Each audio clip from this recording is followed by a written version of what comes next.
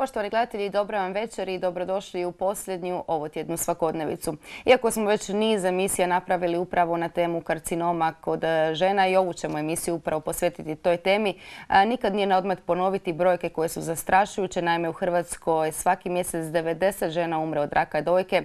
Od raka jajnika svake godine oboli 450 žena, 320 ih podlegne ovoj opakoj bolesti, a od raka maternice svaki treći dan umre jedna žena.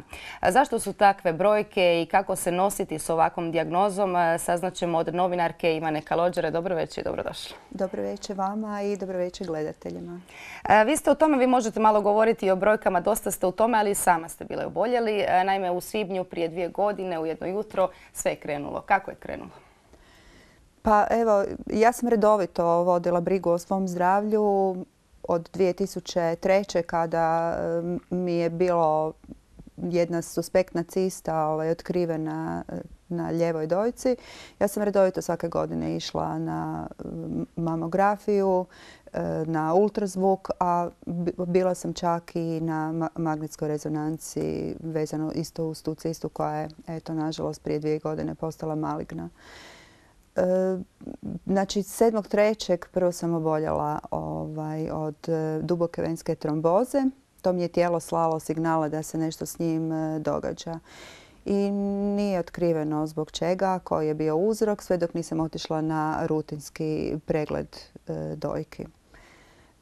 To je bila srijeda. Liječnik je mene malo oboljela desna dojka jer su mi se ciste na desnoj dojci redovito punile sadržajem, pa sam to punktirala jer mi je svaki stres u životu prolazio kroz dojke. Liječnik je rekao da je s desnom dojkom sve u redu, ali da na lijevoj dojci postoji jedna novotvorevina na cisti koju bi on rado punktirao. I ako punkcija ne pokaže da nešto nije u redu, da bi onda on to poslao rado i na biopsiju. Meni je odmah bilo jasno da se radi o raku. Isti tren, potonuo mi je cijeli svijet. Ali uvijek postoji mali tračak nade da možda ipak to nije to.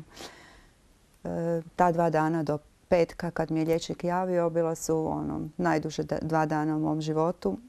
U petak na kraju radnog vremena liječnik me nazvao i rekao, eto, punkcija je već pokazala da je rak, da sam ja hrabra žena koja će to sve izdržati. Rak je danas kronična bolest, sve se to može, vi to možete. Strašno, mislim, meni je u sekundi, teško je to uopće opisati, u sekundi vam pred očima cijeli život prođe, kao na traci. Što ste radili, gdje ste pogriješili, što ste mogli drugačije, zašto se to dogodilo baš vama. Mislim da nisam jedina koja se postavljala ta pitanja. Kako ću to reći djeci kada dođem kući, hoću li to preživjeti, kakve su statistike, u kojem ću postotku ja biti, gdje ću biti i tako. I istu večer već me primio profesor Stanec u svojoj privatnoj ordinaciji. Dogovorili smo operaciju, on je išao na godišnji odmor, a meni je nekako trebalo vrijeme da budem sama sa sobom i da se, koliko god to glupo zvučalo, oprostim sa svojim dojkama. Budući da, kako sam rekla, imala sam problema s desnom dojkom i ja sam donijela odluku da napravim najradikalniju operaciju. Odstranila sam obje dojke i mislim da je to najbolja odluka koju sam mogla napraviti za svoje zdravlje. Također pozivam gledatelje da nam se jave ukoliko oni imaju kakvih komentara ili pitanja za našu gošću. Kako se sada, vi ste sada zdravi praktički, ali kako se svakog jutra buditi s tom spoznajom i bojite li se ikad povratka bolesti ili slično? Neku noć sam sanjala da mi se bolest vratila. Sad podsvijest očito radi, ali ja se trudim svakako živjeti normalno, trudim se što manje razmišljati o tome. Nekako ne budim se s mišlju hoće li mi ovo biti zadnji dan. Ne.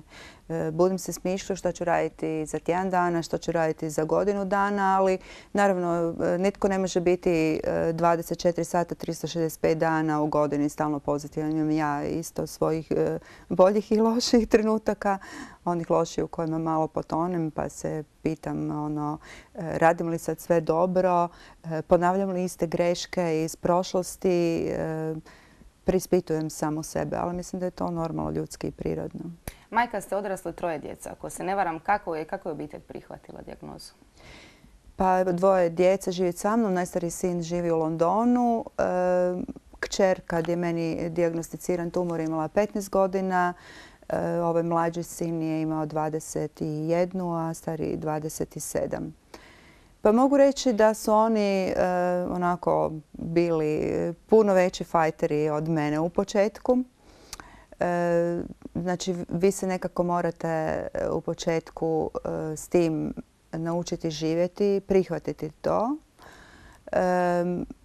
Ja sam se jako bojala kako ću reći djeci. Čak sam i liječnika na tom prvom pregledu pitala što da im sad kažem. Pa se profesor onako malo našalio, čak me uspio i nasmijati. Rekao je pa kao, s obzirom da ste donijeli odluku da odstranite obje dojke, recite sad će mama biti kao Angelina Jolie.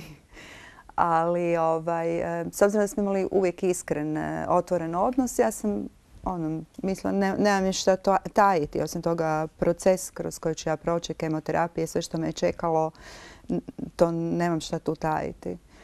Rekla sam im da mi je dijagnosticiran rak, da me čeka operacija, nakon toga kemoterapije, zračenje ili ne znam šta već, sve ne. I moja kćer je prva rekla, dobro, kao operacija, pa kad odstraniš dojke, bit ćeš zdrava. Kemoterapija je samo prevencije radi. Ona se tu onako postavila odmah u startu. Kao i poslije kad sam išla na kemoterapije i kad sam znala neki put potonuti, kad smo nešto o nečemu razgovarali, pa bi ja rekla, ne znam, vi sad radite planove, a tko zna gdje ću ja tada biti. I onda su oni meni rekli da ne žele uopće sa mnom na taj način razgovarati. Ako ću ja tako razmišljati, onda da ne očekujem od njih potporu. Za tren su me spustili na zemlju i onda bih ja onako malo razmislila i onda bi shvatila da su oni zapravo u pravu, ali u tom trenutku možda mi je trebalo neko sažaljenje, samo sažaljenje i tako. I evo, dan po dan, kažem, evo em djeca, krug mojih prijatelja koje stvarno, evo, svaki put želim istaknuti. Imam najbolje prijatelje na svijetu koji su me doista dizali, izvlačili van, pružali mi beskrajnu potporu, razvažali me sa kemoterapija kući. Ne znam, da nisam imala možda takvu potporu, možda ne bi sve to tako izgurala, jer znalo se dogoditi, ne znam, danas sam bila na kemoterapiji, sutra bih išla na koncert s prijateljicama. Nije lako, svakako nije lako, ali mislim da je puno u stavu. Puno je o tome kako ćete se vi u glavi to posložiti. Mislim da je to 60% čak, ako ne i više, ozdravljenja. Upravo to. Što ste sve promijenili kada ste saznali dijagnozu? Jeste li mijenjali prehranu, stav? Jeste li odlučili neki novi život započeti, promijeniti sve što ste do sad radili ili nekako malo samo regulirati? Pa, drastične neke promjene velike nisam napravila, ali opet promjene da. Recimo, mi novinari, ja bih svaki dan izašla bez doručka od kuće. Dan bi mi počinjao s kavom i cigaretom i tako bi se nastavio do ne znam koje doba dana. Kava, cigareta, stres, kava, cigareta, stres i tako. Ja recimo evo sad ne izlazim iz kuće da nešto ne pojedem. Mislim, koliko god to zvučalo možda smiješno, ali moje prijateljice koje me poznaju kažu da je to za mene već recimo velik napredak. Promijenila sam prehranu, ja sam velika ljubiteljica čokolade, jako izbjegavam slatko, mada kažu nije znanstveno dokazano, ali mom organizmu paše